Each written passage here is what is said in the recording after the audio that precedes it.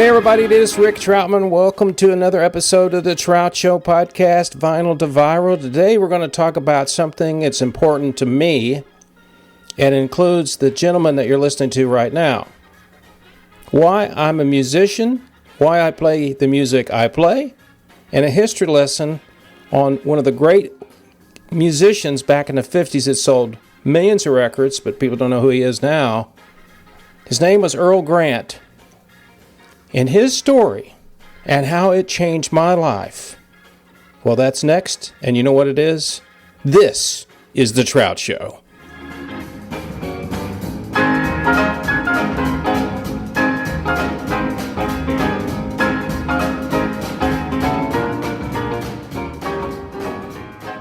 Meet David Smith, your Edward Jones financial advisor.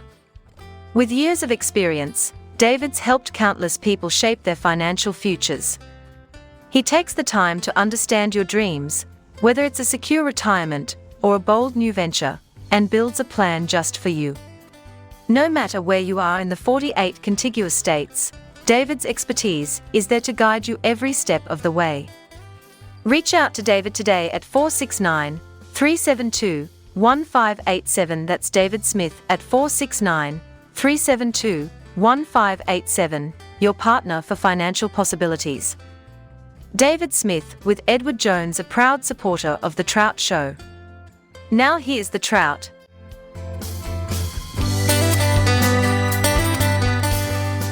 The year 1963. A young, very young Trout, me, loved music at a very early age. It was pointed out in one of my report cards at the age of 5 that me, Ricky, is what everybody called me back then, loved music. I guess that's never changed after all these decades. But 1963 was an interesting year for me because of what happened that changed my musical stylings, I guess you could say. You see, back in 1963, if you heard a song on the radio, you went to a record store. Oh, for young people, that's a vinyl store for you guys. And you go in and you'd ask to listen to the song that you wanted to hear. In other words, they'd give you the record, they'd put it on a record player, you put headphones on at a little booth, and if you liked it, you bought it. A single 45 back then was, I think, $1. And I had saved up probably about 4 weeks. I think my allowance at the time was a whopping 25 cents to buy that record.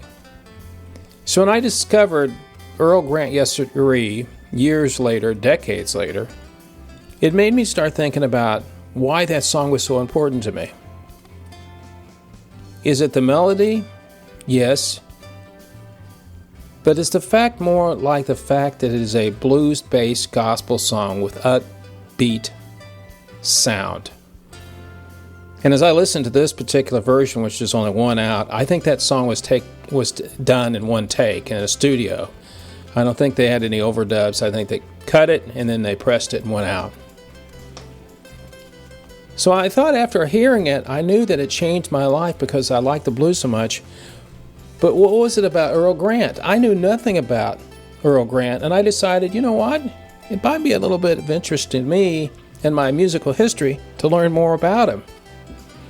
Well, Earl Grant was a multi-talented American musician whose soulful voice and keyboard skills made him a standout figure, in the 50s and 60s music scene. He was born in 1931 in a little town in Oklahoma. Grant was one of 12 children, and his dad was a Baptist minister. No surprise there. His musical journey started at the young age of 4, playing piano and organ at his father's church services, laying a foundation for a career defined by versatility and passion. Grant mastered not only the piano and organ, but also trumpet and drums. A Renaissance guy, you could say. His formal training took him through 4 music schools, including the University of Southern California, where he honed his craft and later became a music teacher. Yes, he was in the Army, and when he was stationed in Fort Bliss, Texas, he was a music teacher there. Grant then supplemented his income by performing in local clubs, captivating audiences with his dynamic stage presence. And in 1957, Grant signed with Decca Records, which was a huge label back then. And he had a breakout single. It was called The Inn. It soared to number 7 on the Billboard Hot 100 in 1958. And people thought he sounded a lot like Nat King Cole when he sang.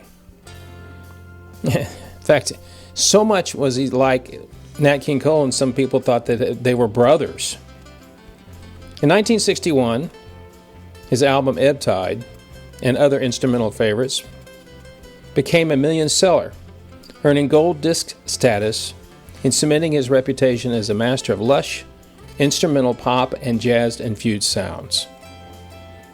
Tracks like Swingin' Gently and Sweet 16 Bars further highlighted his ability to blend vocals with intricate organ and piano arrangements, often incorporating unique touches like a tropical bird calls produced on his Hammond organ. Here's a guy that I really didn't know much about, and now when I look back on it, this guy produced 30 albums for Decca.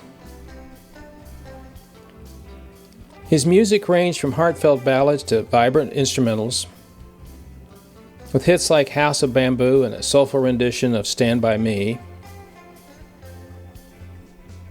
And Grant was so well known that he was a global performer. He would perform in the US, Japan, Australia, Mexico, Canada, and Europe.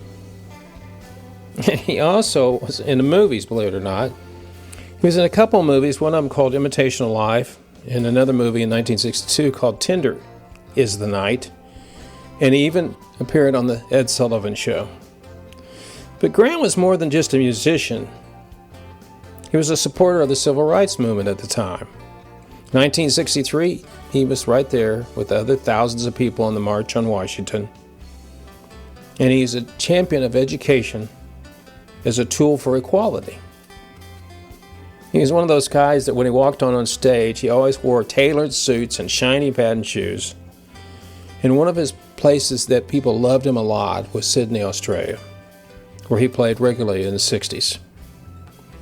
And when I go back and listen to Yessiree by Earl Grant, all those decades ago, I think about why that song changed me.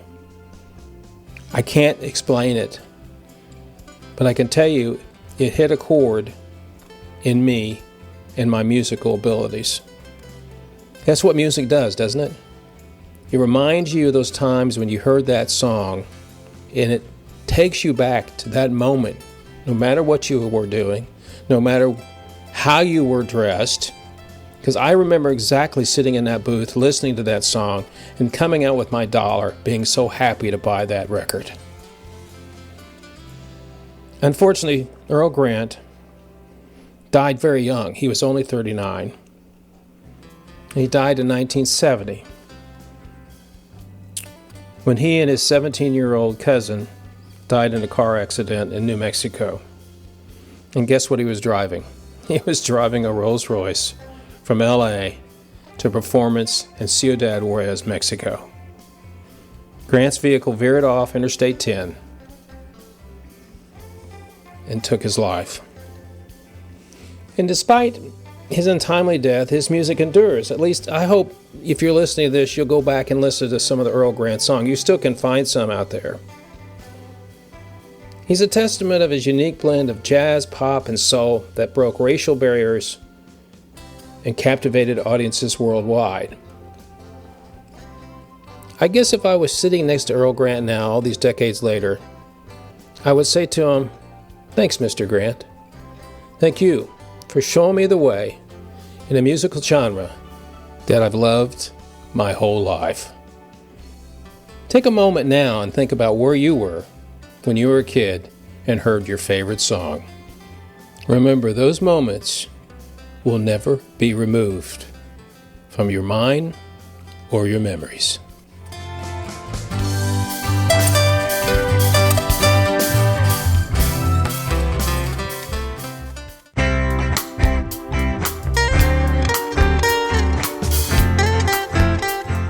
Well, that's it for this episode of Vinyl to Viral. Thanks so much for listening to The Trout Show. I appreciate it very much. For more information about The Trout Show, always go to my website, thetroutshow.com, to find more information about all the podcasts, all the YouTubes, all the music that's produced here at The Trout Show. A shout out once again to our guy that keeps the lights on, David Smith with Everett Jones. So until next time, people, remember what I always say.